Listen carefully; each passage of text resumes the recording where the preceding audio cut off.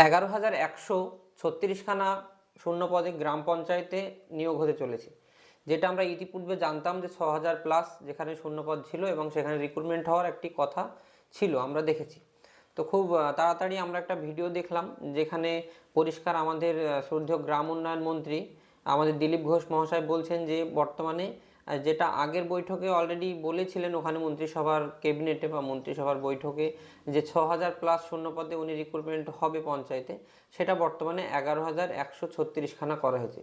তো কোন পদে কতগুলো শূন্যপদ রয়েছে, কোন দপ্তরে রয়েছে, কোথায় কীরকম এক্সাম প্যাটার্ন রয়েছে, কোথায় টাইপিং টেস্ট আছে, কোথায় নেই, এই সমস্ত বিষয় নিয়ে আজকের এই ছোট্ট ভিডিওটি। তো ভিডিও শুরু করবার পূর্বে বলবে অ্যাজ ইউজুয়াল যদি চ্যানেলে নতুন হয়ে থাকে অবশ্যই চ্যানেলটি সাবস্ক্রাইব করবে, পাশে থাকা বেল আইকনটি ক্লিক করে আমাদের সঙ্গে থাকবে যাতে যে কোনো নোটিফিকেশন সবার আগে সবার প্রথমে তোমার কাছে যায়। আর এরকম চাকরির তথ্য পেতে আমাদের সঙ্গে অবশ্যই যুক্ত থাকবে। আর হ্যাঁ, তুমি যদি একজন চাকরি অ্যাসপিরিয়েন্ট হয় তাহলে আমাদের নিচে কমেন্ট সেকশনে আমাদের নাম্বার দেওয়া আছে, আমাদের এখানে থেকে তুমি পড়াশোনার ব্যবস্থা করতে পারো। আমাদের আইকে স্টাডি আবাসিক কোচিং সেন্টার নামে একটি কোচিং সেন্টার রয়েছে বা এডুকেশন সংস্থা রয়েছে, যেখানে WP, KP, SSC, GD, army সমস্ত কিছুর জন্য প্রিপারেশন দেওয়া হয়। তো শুরু করি আজকের ভিডিও। সর্বপ্রথমে যেটা বলবো যে তোমাদের কোন পদে কতগুলো নিয়োগ হতে চলেছে বা কোথায় কোন ডিপার্টমেন্টে তোমাদের যোগ্যতা কী আছে সেটা নিয়ে। যেমন রয়েছে পঞ্চায়েত কর্মীতে তোমরা যদি নর্মালি 8 পাস হও সেক্ষেত্রেই তোমরা পঞ্চায়েত কর্মীতে আবেদন করতে পারবে। তোমাদের এখানে বেতন 17,000 থেকে 19,000 বা 20,000-এর মধ্যে থাকবে। তোমার এছাড়াও তুমি আবেদন করতে পারবে, তুমি 8 পাস হও গ্রুপ ডি আবেদন করতে পারবে, তুমি আবেদন করতে পারবে পঞ্চায়েতের কর্মী, তুমি পিওন, এগুলো আবেদন করতে পারবে। যদি তুমি 10th পাস হও বা মাধ্যমিক পাশে আবেদন করতে চাও সেক্ষেত্রে ক্যাশিয়ার, গ্রাম পঞ্চায়েত সহায়ক, অ্যাকাউন্ট ক্লার্ক, ক্লার্ক টাইপিং, এই সমস্ত যে বিষয়গুলো, ডেটা এন্ট্রি, হ্যাঁ এগুলো, লেয়ার ডিভিশন ক্লার্ক, এগুলো সমস্ত কিছু তুমি কিন্তু 10th পাস হলেই তুমি অ্যাপ্লাই করতে পারবে। মানে তুমি যদি মাধ্যমিক পাস হও তাহলে এইগুলোতে অ্যাপ্লাই করতে পারবে। এছাড়াও তুমি যদি উচ্চ মাধ্যমিক পাস হও সেক্ষেত্রে পঞ্চায়েতে যে সেক্রেটারি থাকে আমরা সকলে জানি, আর নিশ্চয়ই তোমরা সকলে যারা অ্যাসপিরেন্ট রয়েছে বা তোমরা যারা কখনো পঞ্চায়েত সার্টিফিকেট তুলতে যাও, প্রধানের কাছে যাও, সেখানে একটা সেক্রেটারির সই একটা দিতে হয় বা একটা সেক্রেটারির সই প্রয়োজন হয়, তো সেটা লাগবে। আর যদি তোমরা মনে করো যে তোমরা গ্র্যাজুয়েশন করে রেখেছো, স্নাতক আছো বর্তমানে, সেক্ষেত্রে তোমরা আরও যে সমস্ত যেমন পঞ্চায়েত সমিতি সরাসরি, এরপরে অ্যাকাউন্ট, নির্মাণ সহায়ক যদি তোমরা হতে চাও সেক্ষেত্রে সিভিল ইঞ্জিনিয়ার লাগবে, তোমাদের একটা কোর্স লাগবে। এই সমস্ত বিষয়গুলোতে অলরেডি আমাদের নোটিফিকেশন দিয়েছে, দেবে আর কি কয়েকদিনের মধ্যে, মৌখিকভাবে আমরা শুনছি। এই সমস্ত যে ডিপার্টমেন্টগুলো রয়েছে এগুলো নিয়ে নিয়োগ হতে চলেছে। এবার বলি তোমাদের যে বয়স সীমা, একটা কথা এখানে এড়িয়ে গেল, তোমাদের যাদের এখানে কিছু কিছু জায়গায় টাইপিং টেস্ট রয়েছে, কিছু কিছু জায়গায় ইঞ্জিনিয়ারিং সার্টিফিকেট লাগবে।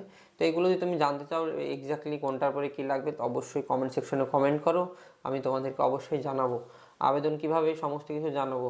এবার যেটা বলি বয়সসীমা, তোমাদের নর্মালি 18 বছর থেকে 40 বছর বয়স পর্যন্ত আগে ছিল, যেটা জেনারেলের ক্ষেত্রে। তাই বর্তমান সরকার আসার পরে যেহেতু আরও 5 বছর সময়সীমা বাড়ানো হয়েছে, সেক্ষেত্রে এখন 18 বছর বয়স থেকে 45 বছর বয়স পর্যন্ত তুমি জেনারেল কাস্টের ক্যান্ডিডেট হওয়া সত্ত্বেও অ্যাপ্লাই করতে পারবে। এবং তোমার যদি ওবিসি থাকে সেক্ষেত্রে তুমি 18 থেকে 48 বছর বয়স পর্যন্ত তুমি অ্যাপ্লাই করতে পারবে। আর যদি তোমার ST SC থাকে সেক্ষেত্রে তোমার বয়স সময় যদি 18 থেকে 50-এর মধ্যে হয় সেক্ষেত্রে তুমি অ্যাপ্লাই করতে পারবে বা তুমি অ্যাপ্লাই করার জন্য এলিজিবল। এই হচ্ছে এবার যেটা কথা, সেটা হচ্ছে যে তোমরা এতক্ষণ আমি তোমাদেরকে এই সমস্ত বিষয়ে বললাম, যেটা বাকি রইলো সেটা হচ্ছে তোমাদের সিলেবাস কি থাকবে। এটা অনেকেই বলছে নাকি যে সিলেবাস চেঞ্জ হবে, তো মোটেও না। তোমাদের পূর্বের যে সিলেবাস ছিল সেই সিলেবাস অনুযায়ী তোমাদের এক্সাম প্যাটার্ন করা হয়েছে। সেখানে তোমাদের ইংলিশ থাকবে 25খানা কোশ্চেন, 25খানা 1 নম্বর করে, অর্থাৎ 25 নম্বর ইংরেজির জন্য, 25 নম্বর থাকবে বাংলার জন্য এবং 25 নম্বর থাকবে তোমাদের অঙ্ক বা ম্যাথের জন্য।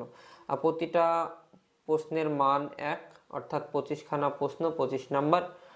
টোটাল যদি ধরি 10 নাম্বার থাকবে তোমাদের জিকের জন্য, তাহলে টোটাল 85খানা কোশ্চেন থাকবে, আর যেটা তোমাদের লিখিত রিটেন পরীক্ষা, এবং তোমাদের ইন্টারভিউ থাকবে 15খানা। হ্যাঁ, তাহলে মোট দুটো ধাপ।